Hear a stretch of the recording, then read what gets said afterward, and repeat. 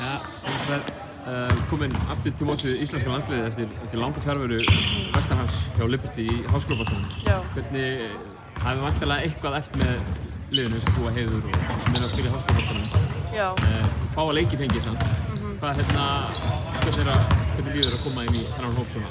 Þetta er mjög gaman, öðruvísi og náttúrulega þjálfarabreytingar og svona, koma inn í það. En bara geggjað að koma og fá að bera sig smá saman við einu stelpunar, sko. Er þetta leiðilegt að fá ekki frekari sénsar til þess að taka þátt með þessu liði, svona verandi vestanhafs? Smá, en þú veist, þetta er ekki alveg mikilvægasta verkefni hjá mér akkurat núna. Nei. Fyrst ég á enda á 1 ár eftir, þannig að ég er bara að fara á laugardaginn sko aftur út, þannig að fara á 1 ár eftir með Liberty út í háskólaboltanum. Hvert sérðu svona framtíðina hvað stefnir á í framtíðinni?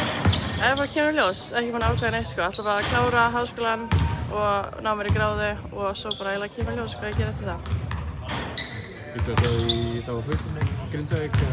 Veit það ekki, kemur í ljós, aldrei að vita. Ekka sjálfurinn tekur náttúrulega við liðinu hérna í fyrra. Hvernig finnst þér svona hópurinn hafa myndast í kringum þetta, hann og Daniel og fleiri? Já, mér líst mjög vel á það. Fínt að fá svona aðrar áherslur og smá tilbreytingu sko, þannig já. Og það nokkuð lengi með síðasta þjálfara? Já, einmitt, þannig að nei, það líst mjög vel á þetta og lítur mjög vel út sko. Kæra þakkir, Elísabet, og gangi vel, besta þess. Takk.